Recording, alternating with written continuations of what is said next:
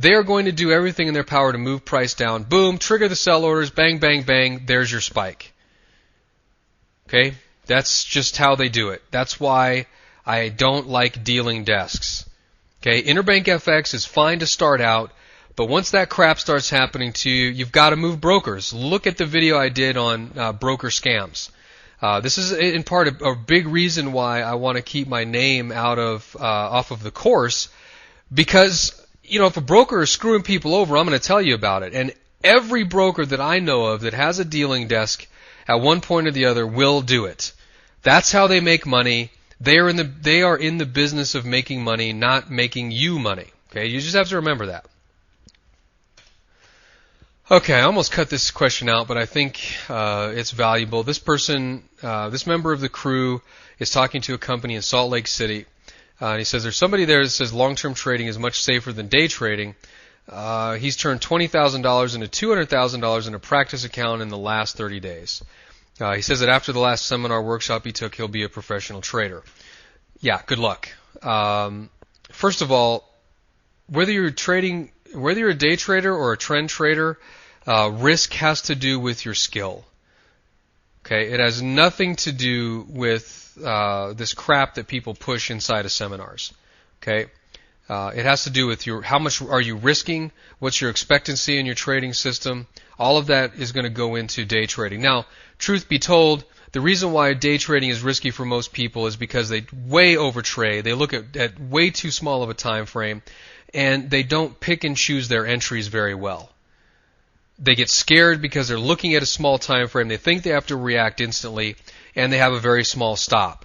On a trend trade, a small stop would be probably 100 pips.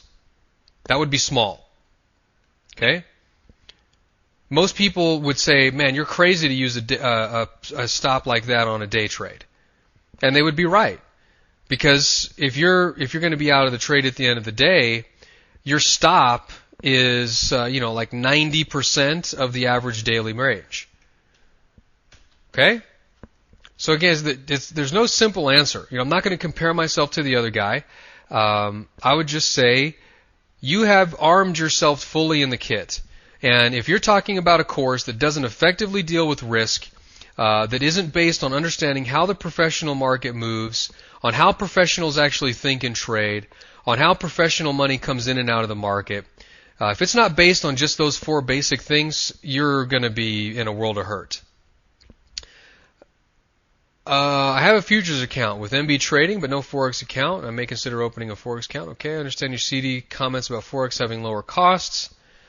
Where is the question here? Are there any other important differences between traders in the futures and Forex? Well, I haven't talked about this in a while, so let's take a look at it. Okay, first of all, let's look at the futures.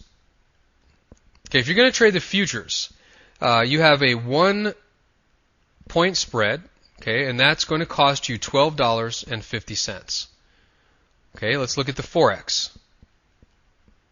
In the Forex, if you're trading mini lots,